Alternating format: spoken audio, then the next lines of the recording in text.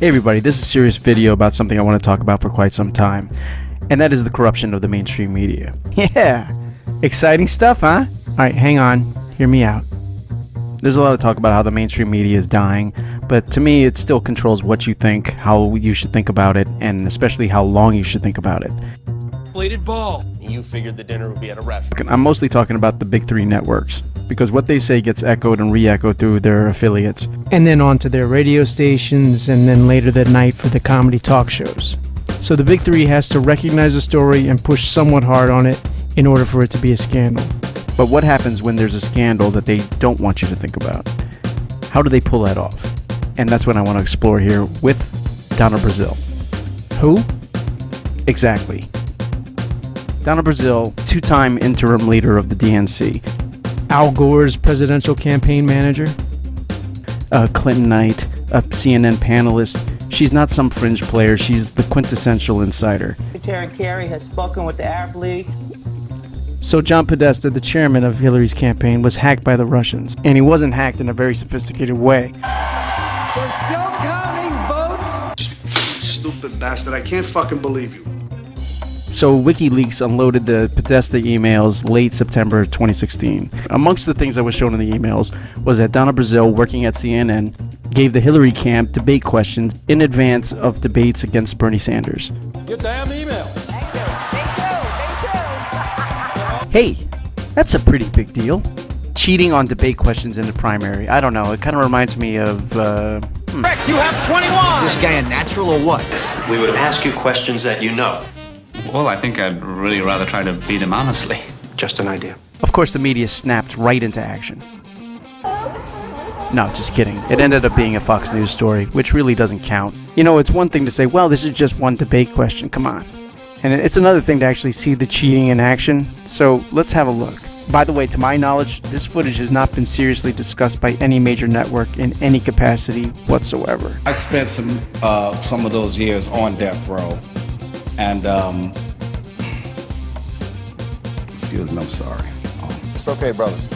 I came perilously close to my own execution, and in light of that, what I've just shared with you, and in light of the fact that there are documented cases of innocent people who have been executed in our country, I would like to know, how can you still take your stance on the death penalty in light of what you know right now?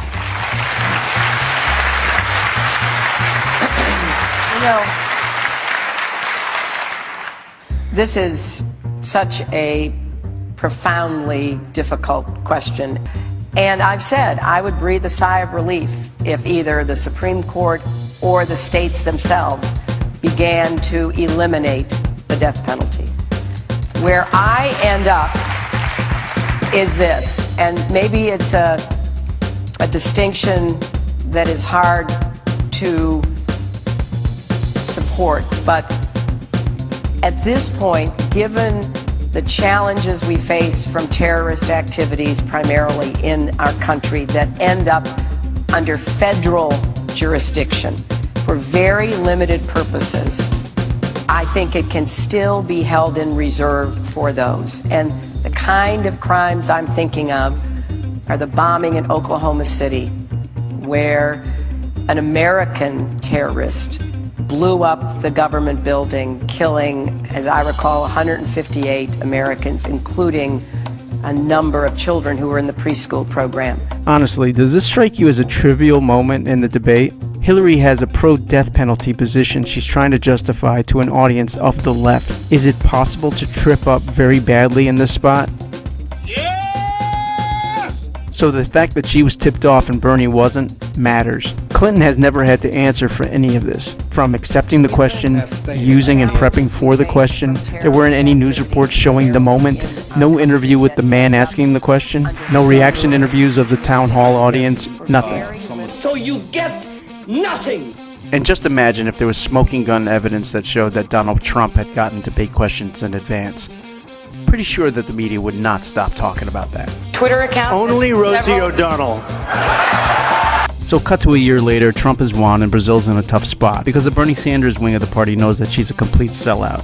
She can't go on TV anymore, she's been fired, so she comes out with a book that reveals far more about the Clintons cheating. Story of the break-ins and breakdowns that put Donald Trump in the White House. To give credit where credit is due, there were pockets of honesty when this book came out. It is now absolutely clear that during the primaries, the DNC was actually being run by Hillary's headquarters. It doesn't get any more rigged than this. Book suggests that the campaign, that what the Democratic National Committee did, meant this election was rigged. Yeah, I think it was.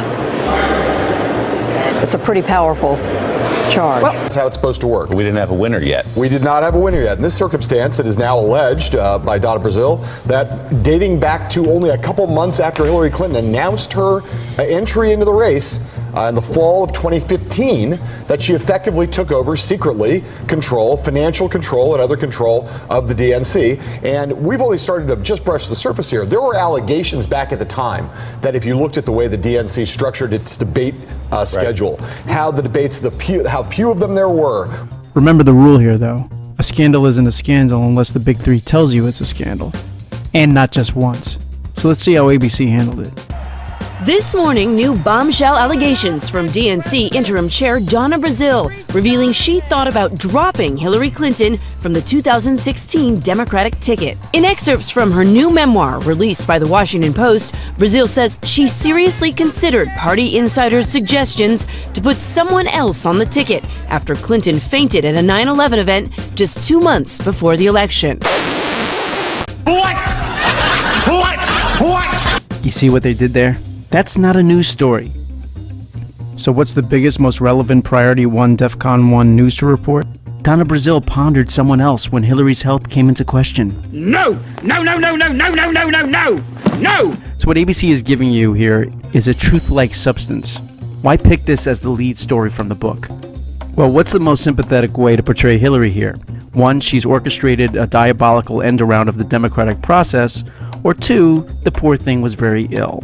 And now they get to the truth. Other shocking allegations include secret deals with the DNC and fundraising funneled to Clinton at Bernie Sanders' expense. Brazile contends the anemic Clinton campaign cut a deal with former DNC chair Debbie Wasserman Schultz to control its pocketbook. This was not a criminal act, she writes, but as I saw it, it compromised the party's integrity. Now they touch on the real story. In doing so, they emphasize this wasn't illegal, leaving the audience with the idea that this was unsavory, but not that bad. These new allegations are now giving President Trump fuel to attack. President tweeting on Friday, Brazile just stated the DNC rigged the system to illegally steal the primary, bought and paid for by Crooked H. This is real collusion and dishonesty. Brazile tweeting back with the hashtag, not what I said. In a clip released on social media, the president telling Cheryl Atkinson this in an interview airing today on Full Measure. But what happened to Bernie Sanders with the DNC, spearheaded by the Clintons, and according to the new book by Donna Brazile, was horrible. And now they bring in Trump's take. Why pick him? Who's been branded with a hot iron over and over again that he's untrustworthy? So they're boxing the audience into a tough dilemma. If you accept Trump's interpretation, you therefore accept Trump. We have heard from top staffers from the Clinton campaign. They responded to Brazile in a lengthy post. They say they are shocked at her allegations and they do not recognize the campaign she describes. And now to give us an objective view on all this, let's go to Anchor George Stephanopoulos, who will be hosting this week a little later this morning. Get that done. Whose entire career is due to Clinton. I guarantee you that if you do this, you'll never work in Democratic politics again. Anna never thought she'd have President Trump promoting her book so aggressively. No, but she'll be our first guest on This Week This Morning. Yeah, so let's talk about some of the allegations and revelations in her book. Did she have the power as chair of the DNC to actually remove Hillary Clinton from the top of the ticket? And I guess more broadly, what does this whole story say about the state of the Democratic Party? Well, number one, not on her own. She didn't have the power to replace Hillary Clinton on her own. Sorry, my earpiece is falling out right there. She would have had the ability to get that process in motion, to consult with other leaders in the party and ultimately kick it over to the DNC. But as she actually also says in the book, she didn't actually move that process along, but had this period of about a day where she was openly, well, not openly, but speculating in her own mind, musing about. So they're repeating the same story. She didn't have the power, she didn't talk to anyone else about it, she barely considered it for a day, so why is this even worth mentioning? Who would be the best ticket to replace Hillary Clinton and Tim Kaine? And she came upon the idea that it would be Joe Biden and Cory Booker. She says in the book that she believes they would have won the election. So that's 43 seconds now of discussing absolutely. And what and about the state of the Democratic Party? Well, you see it in the reaction to Donna's book as well. It is a divided party right now between the establishment and the grassroots. There are a lot of second guessing and recriminations over last year's campaign. Most Democrats believe that was a campaign that should have won, that was supposed to win. They'll also say got the popular vote, but didn't get enough in the Electoral College. But yeah, right now the Democratic Party has been hollowed out under Barack Obama, and there's a lot of nervousness ahead of these elections coming up on Tuesday, especially the Virginia governor's election, which is very close right now. Yeah, it'll be interesting to see what, if any, change comes about as a result of the revelations in this book. Does it get any more mealy-mouthed and vague than this? Yeah, there's revelations in the book, but damn if you're going to find that out from me. Now let's get to something we can be crystal clear about. But I want to get to the new poll that we mentioned at the top of the show. You know, beyond these historically low approval ratings, the majority of respondents are also saying that they don't think Trump has the right temperament to be president. They say he's not honest, he's not empathetic, he's not a good deal maker, he's not an effective leader. It's gone. CBS this morning took a different approach in interviewing Brazil. Brazil was eager to expound on her explosive allegations. Was it a fair fight between Senator Clinton and Bernie Sanders? I believe so, and I found no instances that the party rigged the process. Hillary Clinton, no question about it, ran a very strong campaign. Wait, what? Madam, you're a cockeyed liar, and you know it. We had 5 candidates in the race. She had resources in the states that matter, especially those early states. She won 3 out of the 4. It is a fair fight. Donna, did you read your own book?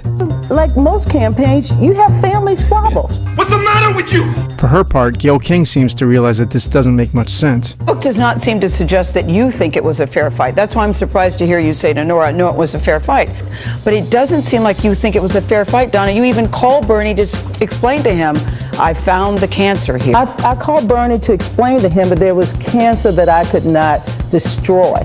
But she's entirely focused on attacking Brazil's character and her motivations as opposed to getting to the bottom of what Brazil actually said. Your book seems to suggest that you're bitter, you're angry, and on top of all of that, you seem very hurt to be upset as DNC chair that they did not take your advice. You were questioning the timing and motive. You also sound very angry with Hillary Clinton. Nora O'Donnell did get into specifics a little bit. Pointed that out. That's not entirely true, Donna. What happened was that in 2015, both Secretary Clinton and Bernie Sanders signed an agreement with the DNC, right? The DNC was deep in debt, and they agreed to help replenish its coffers. Nora, I was the vice chair of the party, and I had no idea there was a separate memorandum that gave one candidate control over selecting staff in 3 or 4 departments. Now, it may not be illegal, but I thought this was a supplemental agreement. A supplemental agreement that when I became chair, when I figured out why can't I spend money? Why can't I go out there and make some other strategic investments? And because of this memorandum, I could not. But even here, O'Donnell goes after Brazil's personal slights as opposed to examining the evidence. Let me shift to this. But now you're claiming that Hillary Clinton and her campaign treated you like Patsy the slave. Well, that's... Donna. The agenda seems to be not to cover the story, but rather to frame the story. Okay, so you have Brazil, who is a hostile witness to her own book. Why? That's left for speculation. She's a political operative and a media pundit who's been disgraced. I think she knows the Clintons are done and she doesn't want to go down with that ship. So, she throws the Bernie wing a bone. But if she talks about the charges and gives that oxygen, it's going to go nuclear. And she doesn't want that. And you have an equally reluctant media who has little interest in exploring the evidence. There's a lot of it offered in the book. There's the secret deal, the DNC staffing decisions, the lack of debates, the lack of visibility of the debates, the debate cheating. There was also illegal activity when it came to campaign finance. A donation to the DNC and a donation to Hillary became one and the same. That's not how it's supposed to be. You can donate up to $2,700 to an individual candidate, but to the party, you can donate a lot more.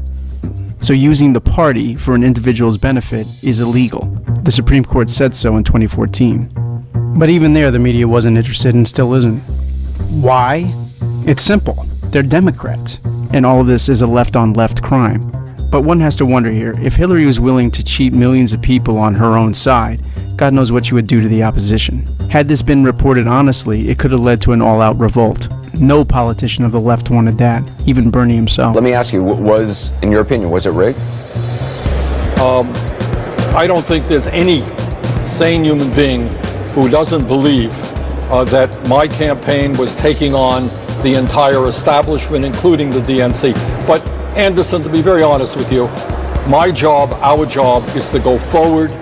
We recognize the process was rigged, and now it is up to Democrats to build a new process.